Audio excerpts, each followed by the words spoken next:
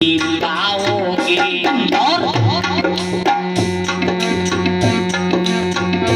कहता है नया नेत्र मेरा।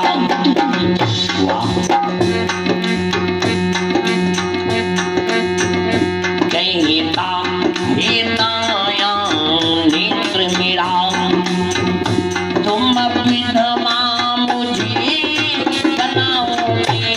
कहता है नया नेत्र मेरा,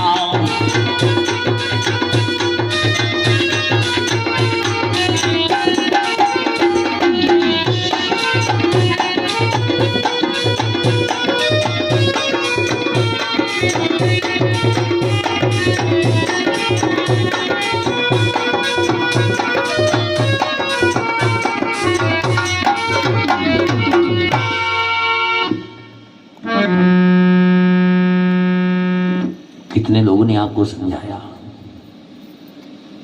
भगवान ने जगाने के लिए दूत भेजा।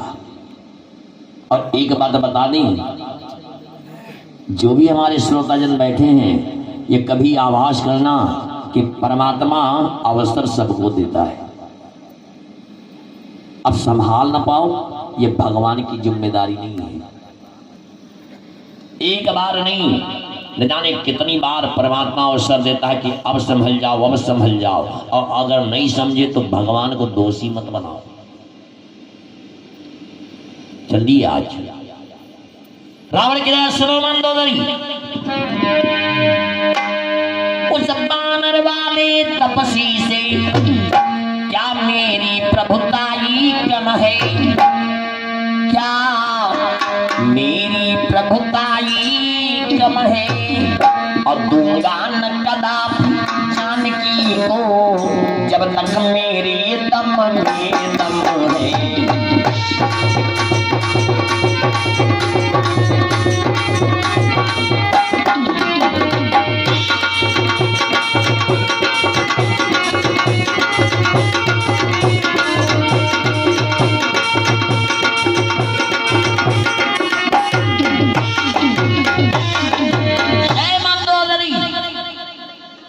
बात बता दे, जब तक शरीर में प्राण है, लंका से सीता बाहर नहीं जाएगी। उठाया धनुष बाण और प्रस्थान कर दिया।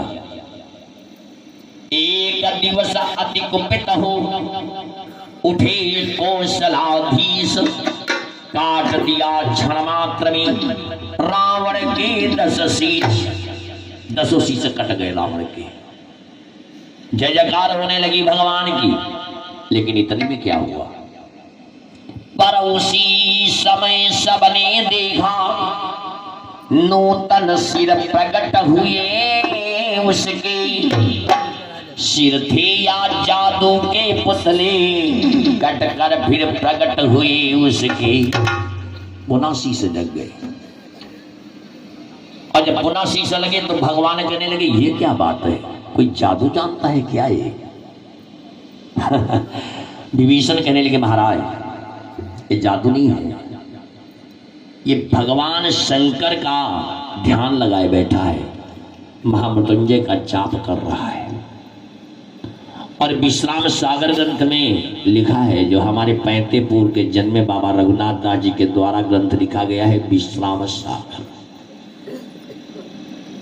उसमें ये कथानक मिलेगा कि विभीषण ने कहा, महाराज रावण को ब्रह्मा के द्वारा 5 बाण दिए गए हैं। और ब्रह्मा ने कहा है कि दशानन, इन्हीं बाणों के द्वारा आपकी मृत्यु होगी। बोले बाण कहाँ है?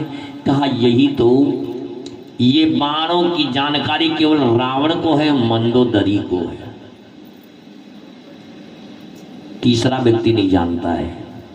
और यही गलती दशानन ने कर दिया। क्या लिखा है कि जिस भजन में राम का नाम न हो, ज्यादा नहीं है गलाई, ध्यान देंगे बंधुजन हमारे। जिस भजन में राम का नाम न हो, उस भजन को गा